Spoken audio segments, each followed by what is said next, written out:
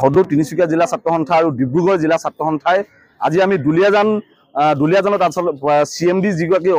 CMD all India লিমিটেডৰ ৰঞ্জিত ৰথ তেখেতৰ আগমনৰ লগে লগে আজি আমি অল ইণ্ডিয়া মুখ্য কাৰ্যালয়ৰ সন্মুখত আমি প্ৰতিবাদ সাব্যস্ত কৰিছোঁ, তেখেতৰ প্ৰতিমূৰ্তি দাহ কৰিছোঁ। আৰু এটা কথা স্পষ্টকৈ ক'ব বিচাৰোঁ যে এইগৰাকী CMDৰ ষড়যন্ত্ৰতে আচলতে গোটেই অইল ইণ্ডিয়াটো ধ্বংসৰ গৰালৈ ঠেলি দিব বিচাৰিছে। ইয়াৰ পৰা যিবিলাক